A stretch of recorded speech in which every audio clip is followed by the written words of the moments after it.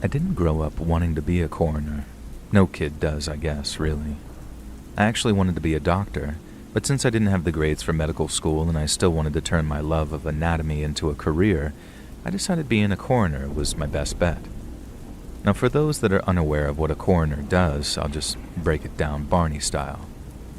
Whenever someone dies, and we aren't super duper sure how they died, it's my job to take a look under the hood, as we say, and figure it out. I used to work in the city, and for quite a while too, but I feel like a man in my line of work can only work in a city for so long before he either quits, moves elsewhere, or loses his mind completely. Me, I decided to move elsewhere, somewhere quiet and calm, which is how I ended up in Polson, Montana. It's a pretty little town on the edge of a bay, and with just 5,000 people living here, it's considerably quieter than my previous home of almost 4 million. Now back there, it wouldn't be out of the ordinary for me to complete 3 or 4 post-mortems in a 24-hour period. Now, I'm lucky if I see maybe 3 or 4 a year. And as you can probably imagine, that suits me just fine considering that I only took a minor salary hit. But then I guess, ironically, it's here that I performed the most memorable autopsy of my entire career. And it's one of those that's memorable for all the wrong reasons and why I sent you the story. Now one morning, I got a call from a deputy sheriff to tell me that a young girl had passed away. And from the moment I heard his voice, I knew that this one was going to be different. She'd been found the previous night, wandering on the 35 in her bare feet. The driver that spotted her turned around to see if she needed any help, and found a young girl on death's door. She looked terrible, starved and beaten, and was mumbling all kinds of gibberish till she eventually passed out.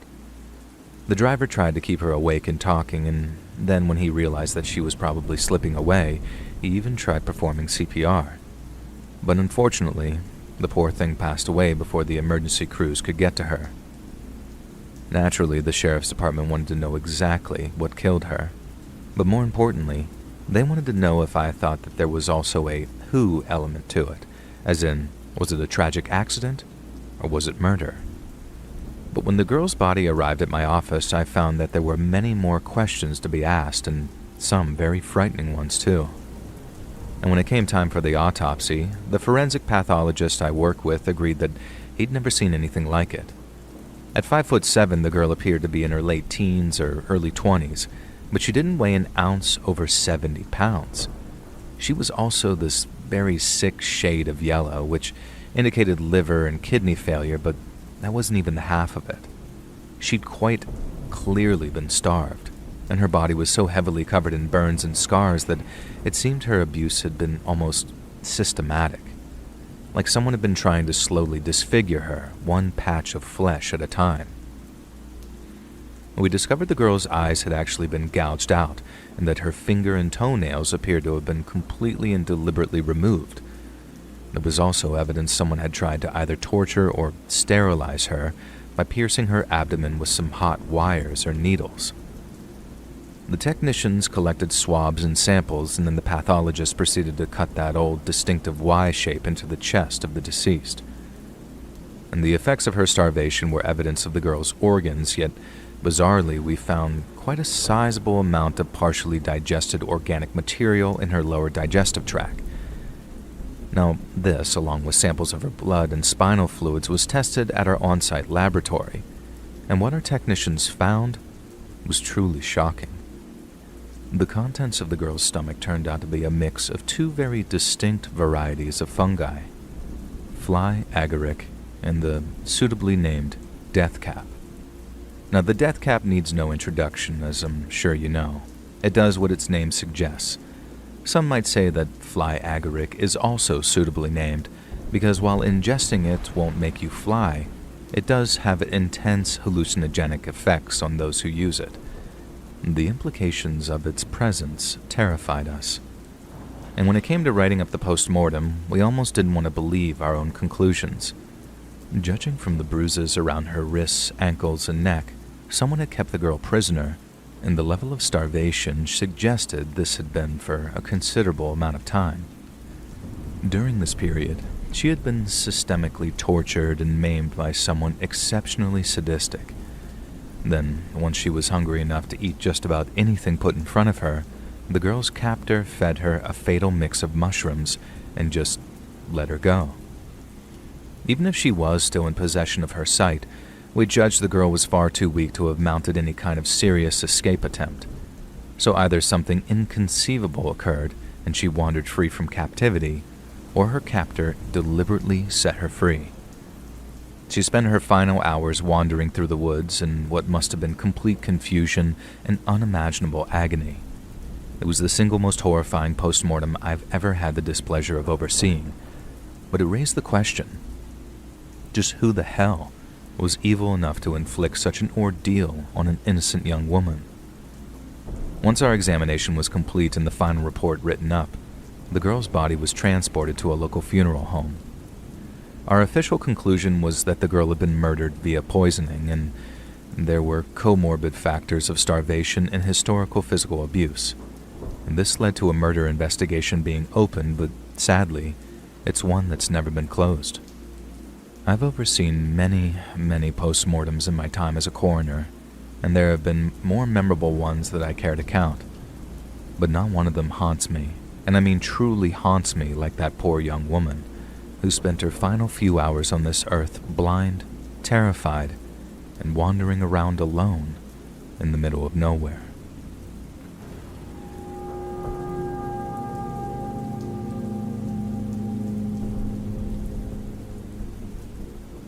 Ever since I can remember, I've always been into post-apocalyptic movies and TV shows.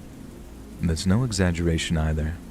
The first movie I ever remember watching was a Peter Graves one from the 70s called Where Have All the People Gone? It's about a mysterious natural disaster, a solar flash that turns like 90% of people into ash and leaves everyone else to wander this deserted, dead landscape. If I watched it nowadays, I'd probably think it was pretty lame, but back then, it was the coolest thing I'd ever seen. I mean, Mad Max was awesome too, but the idea of people disappearing seemed like it'd be sort of strangely peaceful. Now cut to about 15 years later, and I don't have to look far to understand my fascination with abandoned places. And throughout the summer of 1996, me and my buddy Stan started ticking off as many Texas ghost towns as we possibly could. We visited Mesquite over in Borden County, and then we hit up Best and Reagan and Langley over in Valverde. We'd walk around, take pictures, drink a few beers, and then drive back home once we were back under the limit again. And you might think once you've seen one abandoned town, you've seen them all, but that couldn't be any further from the truth. Each one has something unique to offer. It's just that sometimes that thing isn't always good. So after Langley, me and Stan started looking up other places to visit. It wasn't easy back then. We didn't have access to the internet to just look these things up. So when Stan found a place, he called me up, excited as hell, and told me all about a little place called Lobo. Apparently water was found in the area back in the mid-1800s, and it became a watering hole for pioneers heading west. A railroad depot was established a few years later under the designation Lobo because of all the wolves that roamed around the area, and that's how the town got its name. By the late 20s, the town had almost 30 permanent residents, but more than 100 railroad workers that were stationed around the depot too. There was a hotel, a general store, and a bunch of other businesses. And then came the earthquake. Well, 2 earthquakes, and then the wells ran dry. Stan said that, and he swore this was no word of a lie, a guy called William Christ bought the whole place in the 60s. He opened up a general store and a gas station in the hopes of reviving the place and offered discounted rents to anyone who'd come live there. But then, weirdly enough, there was a weird kind of crime wave around Lobo, and then a bunch of Bill Christ's businesses all burned down one night, and he abandoned the place. That was 1991, meaning by 1996 the place had been abandoned for 5 years. But unlike a lot of other places, almost every building in Lobo was still standing. In fact, I'd say it was the most complete abandoned town we'd ever visited, and the closest I'd ever been to recreating the stuff I saw in Where Have All the People Gone. As you can imagine, I was absolutely over the moon, and so was Stan. It was like we'd walked straight onto the set of some post-apocalyptic survival movie. But little did we know, it was about to become part horror movie too. Because after walking around for no more than a few minutes, me and Stan had heard a sudden scream. It might sound dumb, but at the time, I looked at him and asked if he'd set it up. Like he'd, I don't know, paid someone to stop by and scare the crap out of me by unleashing some blood-curdling scream. But I turned to him, and the look of fear on his face told me all I needed to know. Since we'd heard Lobo was popular with urbex enthusiasts, some people who also appreciate abandoned places, we figured some other group had run into trouble, some obviously painful trouble by the sounds of things. So we did what we'd want anyone else to do if that was us in that situation, which was run to help. We ran in the direction of the screams, then as we got closer, we heard the sound of someone else cursing. I don't know about Stan, but I thought it sounded like whoever he was with trying to calm him down. He'd fallen, broken his leg, and his buddies telling him to keep quiet so he can concentrate. But it wasn't that at all. Stan yelled out, "Hang on, we're coming," at which point the person screaming started yelling, "Please help me," and all sorts of stuff. And we heard the other voice again too, and right away I realized that we might have misjudged the situation. Something didn't sound right about the way that he was talking, but I could barely hear him over the screens. So I also didn't stop running because both me and Stan were still under the impression someone needed help. Well, they did. There was just no way that we could save them because the people making him scream found me and Stan before we could find the person needing saving. We didn't see the guy, we just saw some 6-foot monster wearing gloves and a crowbar, and then another guy, smaller, yelling at the bigger guy to get us. Now we turned on our heels and then sprinted all the way back to the car with that huge guy on our tail. But thanks to him being such a muffin, we were able to safely outrun him, and last time we saw him, he was in our rear view as we drove off. We called the cops from some gas station and then drove with some deputy all the way back to where we'd been so he could see exactly what we were talking about. We didn't expect anyone to be there when we got back, and we were right on that. But what was left was a lot of blood. We think someone was being tortured. Maybe for information, maybe just revenge, and the people who orchestrated it were obviously some very shady people. If they were killing someone out there, they'd do it just before fleeing, right? So it had to be torture, and just writing that out gives me chills.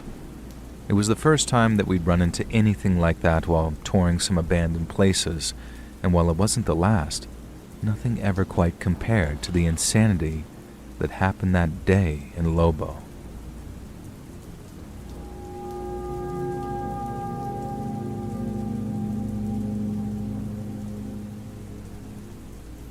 You might find this a very unusual submission, but I think it's one that you and your viewers might enjoy, and while I prefer to remain anonymous, I can assure you that it's actually genuine. Now, without giving you my entire life story, I grew up in the United Kingdom, but my parents are Greek and Iranian. They met in London after emigrating, worked hard to make a life for themselves, and then had me. They pushed me to do well in school, consoled me when my attempts to become a footballer failed, and then were pleased as punch when I was accepted into Oxford University to study Greco-Persian history. Dad liked the idea of me staying in academia. Mom agreed, but thought that I should study medicine. Yet not long after I graduated, I got a letter from an institution known as the Government Communications Headquarters, who invited me to attend a job interview. Now, to the untrained ear, Government Communications HQ might sound rather boring, but let me assure you, it is not.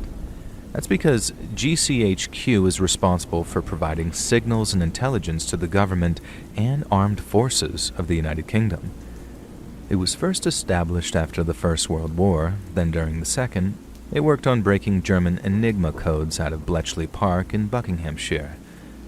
Now, getting hired by them didn't make me some glorified IT guy. It made me, for all intents and purposes, a spy. And I later found out that I'd been headhunted by their recruitment team while I was at university, partially because of my academic and sporting performance, but mainly for my language skills.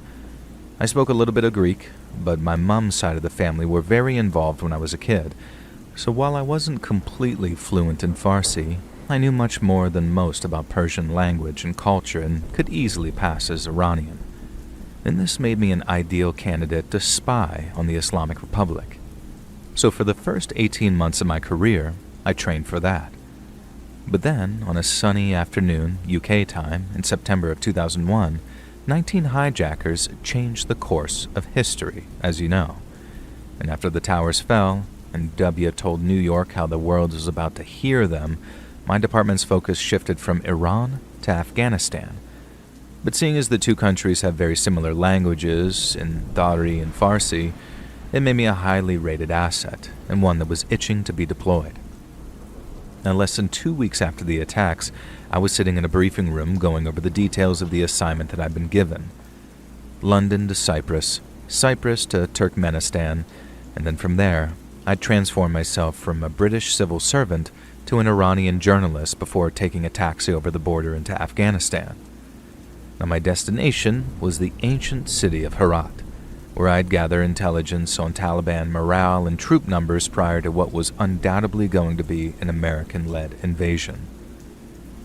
While in Herat, I learned that many Taliban fighters had been sent to the mountains around 30 miles southeast of the city.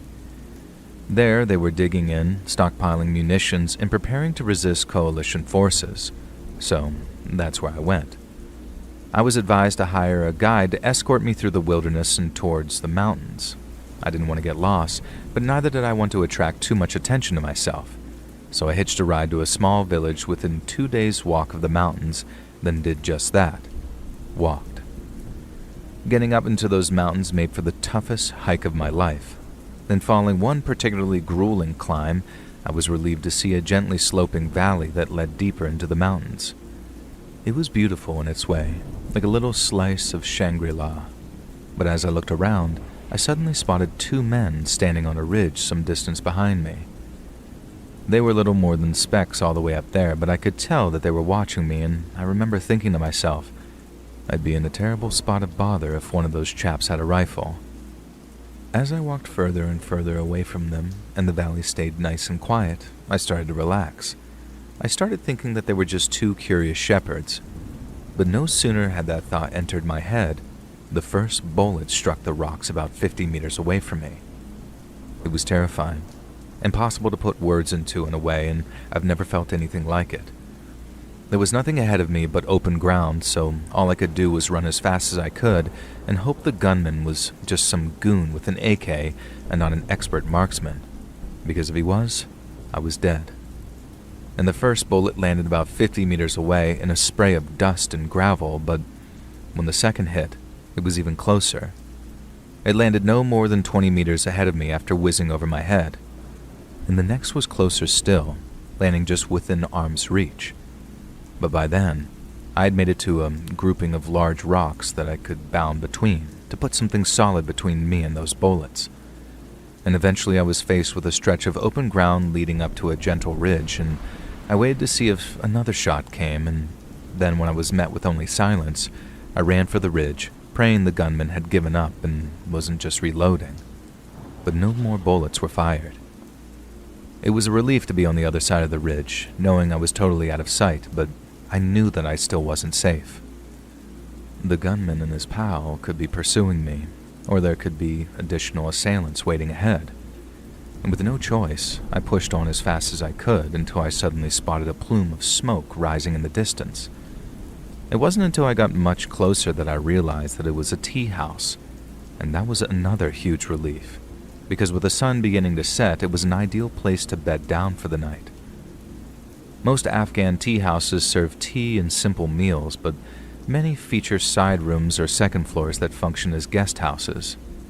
Guests are packed into one large room with nothing but a mat to sleep on, so it's not exactly the Ritz, but they serve as a wholesome shelter for travelers during the longer, colder nights and when the passes are blocked by winter snows. I drew some stairs after making my way inside, but after the owner rather loudly asked where I was from, my cover story seemed to lessen the tension. There was a clear interest in me, but I was left to eat and drink in peace. After a few hours of nursing cups of tea and talking with fellow travelers, I approached the tea house's owner regarding accommodation for the night. I was directed to a back room where, just as I expected, several other men sat on their sleeping mats, which were placed around the room. The walls were bare, the floor was covered in a mosaic of carpets, and there was a large silver tea set in the middle of the room. But what really grabbed my attention was the Kalashnikov that sat in one man's lap. Some of the men seemed to recognize me from the tea house's main room and greeted me before telling the others who I was, or rather, who I wasn't. I ran with my cover and began asking their thoughts on Al-Qaeda, the United States, Osama bin Laden, while writing notes in Farsi shorthand on a notepad. They bought my story wholesale, and in line with Afghan hospitality customs, they promised to do their utmost to look after me during my stay. But then, after one of them asked me how my stay in Afghanistan had been, I couldn't help but mention the unfortunate shooting incident which had occurred earlier that day. Some of the men tutted and shook their heads, muttering "Badmashi," which means like criminals or gangsters. But as I described how the distant shots had come out of nowhere and I'd rushed forward into cover, I noticed the man with the gun shared a very sheepish look with another man sitting next to him. The Afghans pride themselves on being good hosts, so I initially confused the look with one of embarrassment. But when I finished my story, you can imagine my shock when the man with the rifle basically said, "Sorry, that was me." He did it in a very long-winded, very Afghan way, with a "I shot at someone today, but it couldn't have been you," becoming "It might have been you," and ending with "It was probably you, and I'm sorry." And to understand how surreal this was for me, you have to understand the manner in which this man was apologizing to me. If I almost killed a man, if I almost orphaned his children and widowed his wife, I'd beg his forgiveness.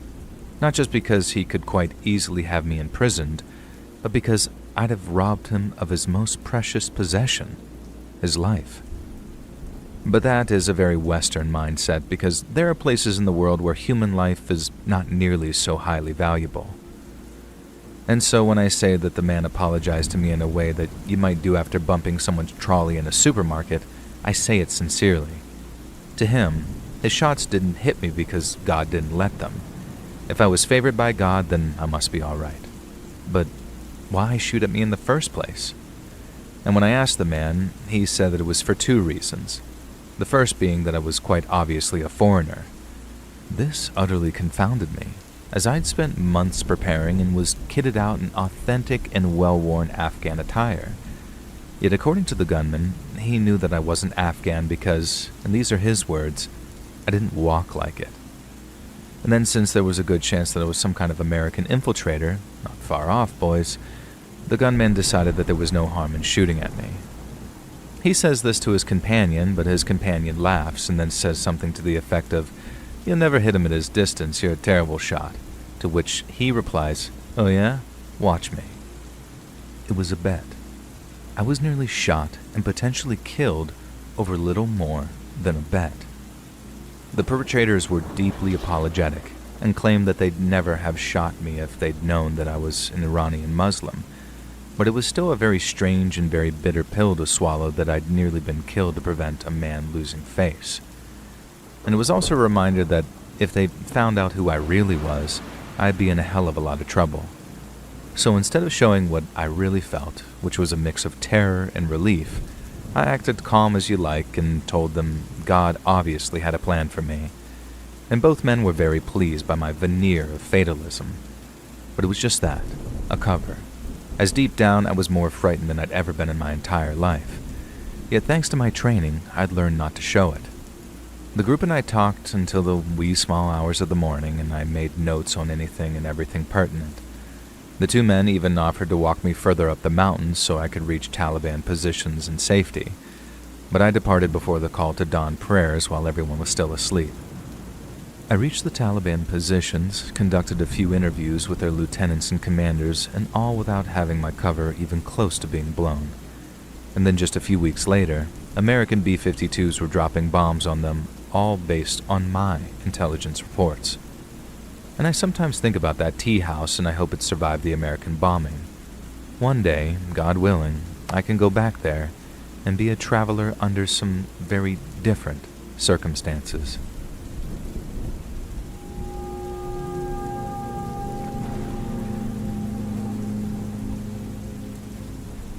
On the rare occasion that someone asks me what I do for a living, my reply always prompts the same response every single time.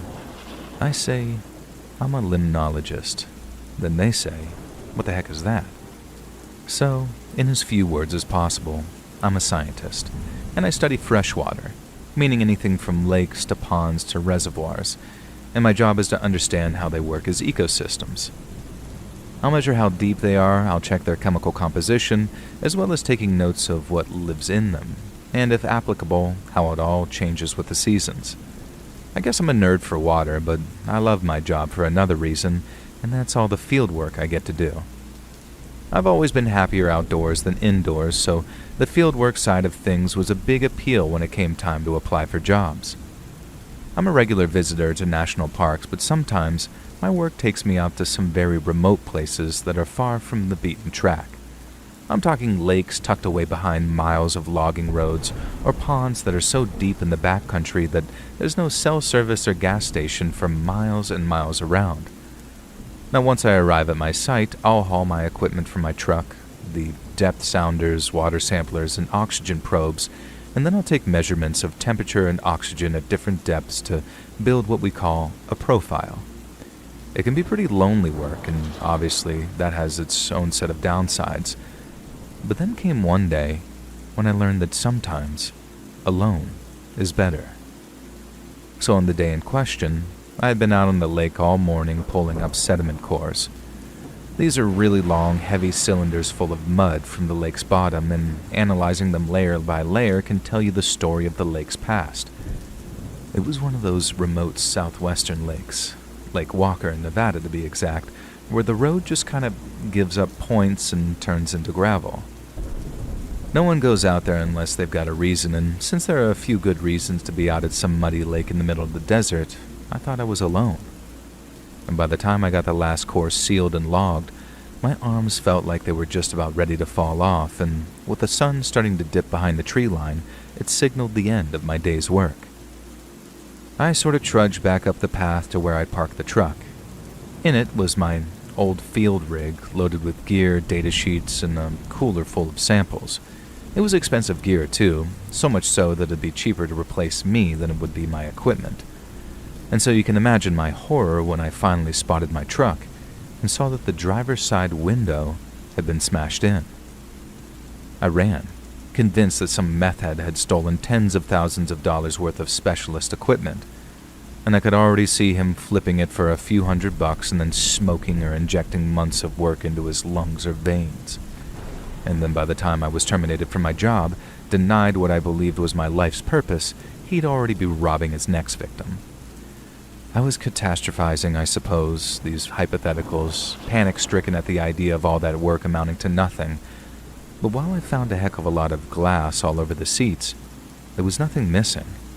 In fact, rather than steal from me, whoever broke my window had only added things, not taken them away.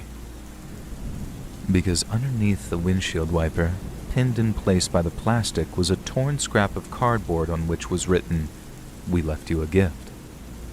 And by all estimates, my window had been broken by the fist-sized rock which now lay on the passenger's seat, and looking at it, I figured that was my gift.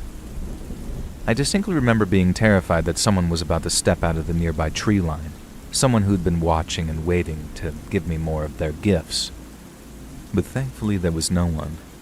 And then after sweeping all the broken glass from off my seat, I started on the long drive back to the dirt road that'd take me toward the highway. By the time I was moving again, I'd calmed down a little, but by then I was also just mad. I mean, who the hell sees a stranger's truck parked in the middle of nowhere and their first thought is, I'm gonna smash it?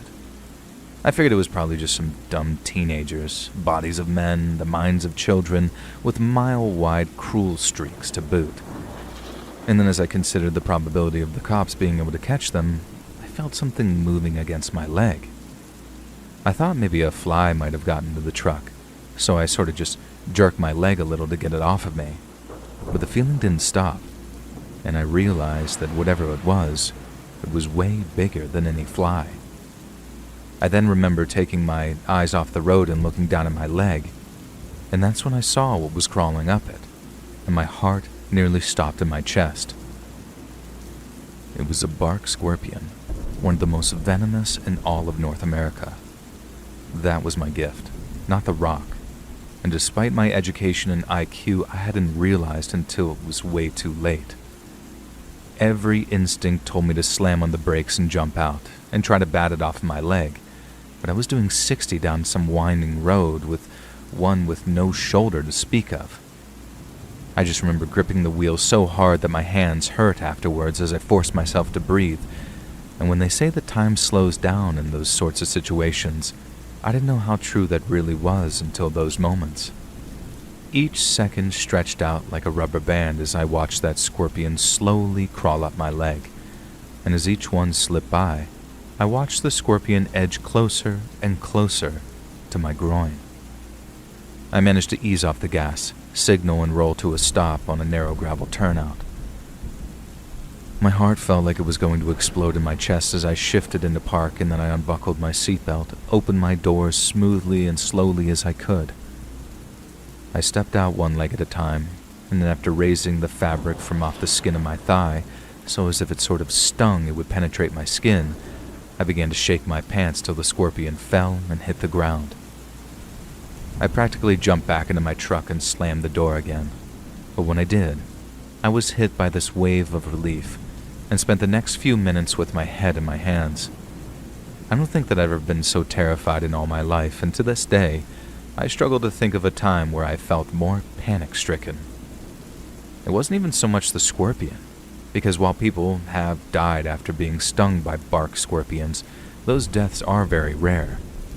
It was the idea of trying to keep my car on the road when my legs felt numb and I went into convulsions. Then if another truck or car drove by, and I might as well have finished that day in several more pieces than I started. I told the guys back at the office about what happened. I needed no encouragement to file a police report because God knows I didn't want whoever left that scorpion in my car to get away with it. But I also knew that there was a very slim chance anything would come out of it, so I wasn't surprised when months turned into a year and I didn't hear back from the cops in Nevada.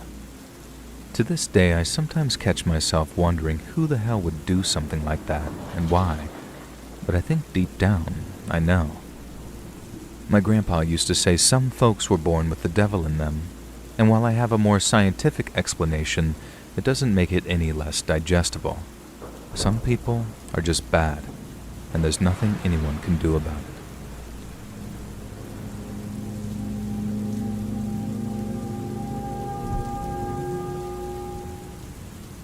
More than 20 years ago now, way back during the summer of 2002, I received some of the worst news of my entire life. My favorite aunt, Janie, who I'd been very close with after Mom died when I was young, had suddenly and tragically passed away. It was devastating, but perhaps even more so because it came at a very inopportune time for me. I guess no death comes as a quote-unquote good time, but Aunt Janie died as I was going through a series of bitter financial struggles. I moved across the country a few times before to pursue my dream of, I guess that's not entirely relevant, but let's just say that it wasn't going well, and I barely had 2 quarters to rub together. I couldn't afford a flight, and I really didn't want to leave my car alone for days because it had almost certainly been stolen by the time I got back. And so, not wanting to miss the funeral for fear of forever regretting it, I decided that I was going to drive almost 3,000 miles from Newark, New Jersey to my hometown of Sacramento, California. And sometimes when I look back on it, I wonder what in the world I was thinking, embarking on a 6,000-mile round trip. But at the time, it made perfect sense. I hated living in Newark so bad that I'd have done anything to get away for a while. Now, nothing against the city itself, it's not nearly as bad as some people make it out to be, but my living arrangements left much to be desired, and for multiple reasons, too. I also figured that since I hadn't really seen much of the country I lived in, it was a great excuse for a road trip. Then, and this is probably the craziest part, I figured that I might buy an RV while back in California, assuming that I got some inheritance money, and I'd drive that back to Jersey instead. And like I said, I'm not really sure what I was thinking, but my idea of that road trip and the reality of it would turn out to be very different. On the third day of my journey, I'd reached the western side of Wyoming. I just stopped in a little town called Lyman for a light lunch and then planned to stop for gas in a place called Evanston before crossing over into Utah. But after maybe 45 minutes of being on the highway, I spotted a small town on the horizon, one that I was pretty sure not Evanston. I remember slowly as I reached the town limits while thinking, well, might as well top off my tank here if possible, and I started looking around for a gas station. But then, rather than wasting time driving around in circles, I figured that I'd just ask someone for directions. The place had an old-timey vibe about it, and a bunch of stores had signs that looked like they were in Swedish or maybe German. And then aside from a couple of rundown houses, it was honestly picturesque. People looked friendly, it had that wholesome small-town feel to it, so I didn't think twice about rolling down my window and asking a passerby for some pointers. Now, the first person I spotted was a middle-aged woman walking along the sidewalk carrying a few shopping bags. Now, I called out to her, and she walked over to my window, and then after a nice welcoming to the town, she told me that the gas station was almost smack bang in the middle of things, not far from town square. I thanked her and told her how pretty her town was, and she said that I was welcome, but then as I was driving off, she did something very out of the ordinary. She pointed her fist at me, with her index and pinky fingers raised, and then said what sounded like thin and gangly. She said it with a smile, and then turned her back and walked off. So at the time I figured it was little more than just like some harmless idiosyncrasy. And I also figured that I hadn't heard her correctly because there was no way that she said thin and gangly. It had to be something else. But then, what was up with that sort of devil horns rock gesture she made too? And as I drove toward the town square, I figured that I was probably just overthinking things. Maybe she had arthritis and couldn't make a whole fist while pointing. And then, whatever she said, the smile on her face suggested it probably wasn't mean or rude or whatever. And so with that in mind, I continued on towards the town square and the gas station. When I arrived, the gas station's pumps looked like they were from the 60s, and a smiling attendant had to walk out from the station to give me advice on how to use them. He was friendly about it, but he clearly took a great deal of amusement in seeing a millennial like me struggling to use something so outdated. Now, once I was done, I walked inside to pay him. I made a little small talk as I took my change, realizing that I hadn't seen any signage outside of town, so I didn't know what it was called. And the guy kind of chuckled, shook his head, and said, "Damned kids." But he never mentioned the town's name as he went back to reading his paper. I figured he probably wasn't the conversational type, so I just thanked him and turned and began walking back to my car. But as I did, I heard that weird phrase spoken a second time. Now, from behind me, I thought I heard the attendant say, "From thin and gangly." And he said it in the same way as you'd tell someone, "See you later." Now, I then said back, "Sorry, what did you say?" But not in a sort of confrontational or demanding way. I was just sure to stay as courteous as I could. But instead of explaining himself, the guy simply said it a second time. Only that time, he said it so slowly that I could hear exactly what he was saying. "Von hinnen gangen." He didn't just repeat himself, though. He said it aggressively, almost like it was a warning. And if it was a warning, it was one that I didn't need to be given twice. I walked straight back out to my car, intent on getting the hell out of town. Something weird was going on, and I suddenly felt very unwelcome. When I stopped at some lights at the edge of the town square, I noticed someone gesturing to me from the sidewalk off to my left. He was waving gently and had a smile on his face, but by then I was so wary that I wasn't convinced his intentions were pure. I waved back cautiously, and then he started moving his fist in a circle as if to say, "Roll your window down." I didn't roll it down completely. Like I said, I was still kind of wary, but as soon as he saw the gap in the glass, he started pointing at me with his index and pinky finger, just like that lady did before yelling out, "Von hinnen gangen." I rolled my window up again, wondering what the hell I was thinking and rolling it down a little. The lights were still on red, so I had to just sit there and keep calm till they turned green. But in the meantime, the guy kept on yelling that weird phrase at me as loud as he could, and that wasn't even the weirdest part. There were people walking past him, a lot of them too, but they were either completely ignoring the guy, like he was sort of invisible or something, or they just sort of looked on and smiled at his outbursts, while some of them were even laughing to themselves as they passed. I was actually kind of dumbstruck for a second, so as the guy yelling started walking towards my window, all I could do was watch him and wonder if he was crazy or if something else was happening, something I couldn't explain so easily. But when he slammed his fist into my window, I was dragged out of that dumbstruck stupor. I began yelling at him to get the hell away from my car, but as I did, the car behind started honking since the lights had turned green. I just drove. And I'd have broken the speed limit if I wasn't certain that I'd end up getting pulled over by some weird cop who'd do who knows what, probably after yelling that weird phrase at me. And I know that's probably what you're thinking at this point. Like, why not call the cops or drive to the town sheriff's office or police department? Well, to put it straight and simple, I was terrified. The last thing I wanted to do was hang out in a place that was just so bizarrely hostile, so I tried to flee. And so after I saw the light had turned green, I put my foot down, staying within the speed limit, of course, and tried making my way to the town's western limits. I was still shaken by the guy attacking my car, but my escape was going well, so I was able to stay calm. But then as I was confident that I was going the right way, 2 teenage boys jumped out in front of my car so suddenly that I had to slam on the brakes. I yelled at them to get the hell out of the street, but then, I'm pretty sure you can guess what they did next. Yeah, they pointed their fists at me in that same devil horn style salute, and then they each began yelling von hinten gangen. Not quite in unison, but very loudly. I remember screaming in frustration as I backed up and tried to drive around them, but then they moved aside and blocked me again. I yelled at them for a second time to move out of the way, but they just kept on yelling those damned words at me with these big crap-eating grins on their faces. I knew I'd have to turn around and find another way out of town. I just couldn't run those boys over either. I wanted to, don't get me wrong, but you see my point.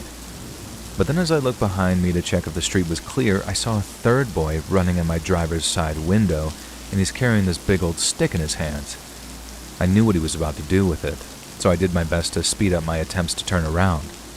But it was too slow, and he was too quick. But he wasn't just quick. That kid was strong too, because when he sent that stick smashing into my window, it caused the glass to actually crack in a spiderweb pattern. Now I screamed, and the boys laughed, and then honestly I didn't try to run them over, but they were forced to duck out of the way as I put my car into drive and put my foot down again. They didn't just quit it either. They chased my car, running as fast as they could until I reached the town limits, and I kept looking up into my rear view, watching them run right down the middle of the street. A couple of grown-ups were walking around, but they didn't seem to pay any attention at all to those boys as they ran screaming behind my car. I distinctly remember yelling, "What the F is wrong with this town?" as I finally hit the open highway, trying desperately to stop from breaking down completely. And I think I lasted about 5 or 6 miles tops before I pulled over to the side of the road and burst into tears. It took a while before I was calm enough to drive again, but then I got back on the highway, and I realized that I wasn't where I thought I was. It took a while to actually orientate myself, but when I did, I managed to get back on the road to Evanston. When I arrived about an hour later, I stopped and checked a map to see where the sheriff or police department was. I didn't want to ask any more strangers, I didn't want to risk it. I drove to the police department, and then after arranging to talk with an officer, he led me to some kind of interview room where I told him the whole story. I actually tried to omit the little detail about them shouting weird phrases at me because I knew that would just make me sound crazy. But even so, the way I described the town and the way its people acted towards me, it had the officer raising his eyebrows on more than one occasion. When I was done, and I was practically begging him to do something, he asked if I was okay to wait for a while because he needed to go talk to the chief. I got ready to wait for a while, because stuff like that nearly always takes an annoyingly long amount of time, at least in my experience. But then no more than 5 minutes went by before the chief appeared in the department's waiting area and asked if he could speak with me. Now, I could tell just from the way he greeted me that it wasn't going to be good news, but hearing it was surreal to say the least. The chief said I wasn't the first person to fall afoul to what he called Germantown, and I probably wouldn't be the last either, because hating and shunning outsiders was practically a proud old tradition over there. And I told him about the weird phrase they'd been yelling, the von Hinnengangen, which turned out to be some sort of archaic German way of saying, get the hell out of here, as well as the attacks. The chief said that I was lucky not to get worse, because he'd known folks to need medical treatment after accidentally driving through there. Germantown wasn't the place's actual name, its occupants called it something else, but the whole being mean to outsiders thing started way back in the 1800s, I guess, after someone brought some plague into the town. They were already super old school religious and had a lot of superstitions, so after that it became tradition to just sort of shoo away outsiders. I asked if it had happened before, and worse too. Why hadn't anything been done about it? I thought the answer would be a complicated one, but it wasn't, because all it boiled down to was a small town banding together and putting up a wall of silence. The most the county had ever been able to pin on anyone was a disorderly conduct charge, because local law enforcement essentially refused to do anything about crimes perpetrated on outsiders. I could try to gather evidence for litigation, but without witnesses, there wasn't a case. And so according to the police chief there, the best thing that I could do for myself was to get in my car, keep on driving to wherever I was going, and just try to forget it ever happened. Now anything else would only bring on more trouble. And I couldn't believe what I was hearing. I mean, call me naive, but I thought that there was a common law in this country that meant that people couldn't just get away with stuff like that. But obviously I was wrong. The chief said everyone in Evanston always avoided Germantown like the plague, or if they did drive through it, they made damned sure not to do so with a low gas gauge, and they never, ever stopped. Now, I made it to my aunt's funeral, but I never did buy that RV. I ended up flying back to Newark, grabbing my things, and then flying back to Sacramento to live with my dad. There's a whole other story to that, but let's just say that what I experienced in Germantown had me reassessing what was important in life. We kind of normalize cities as being dangerous places, or just accept certain neighborhoods or streets being tantamount to a sort of no-go zone. And I guess I didn't realize that that same thing applies to small towns, in the middle of nowhere, too. Hey friends, thanks for listening. Click that notification bell to be alerted of all future narrations. I release new videos every Monday and Thursday at 9 p.m. Eastern Time, and there are super fun live streams on Sundays and Wednesday nights. If you got a story, be sure to submit them over at my email, letsreadsubmissions@gmail.com, and maybe even hear your story featured on the next video. And if you want to support me even more, grab early access to all future narrations and bonus content over on Patreon, or click that big join button to hear about the extra perks for members of the channel. And check out the Let's Read podcast, where you can hear all of these stories and big compilations located anywhere you listen to podcasts. I also have a true crime channel called Saturn Soul. All links in the description below. Thanks so much for listening, friends. Oakley dokley. See you next time.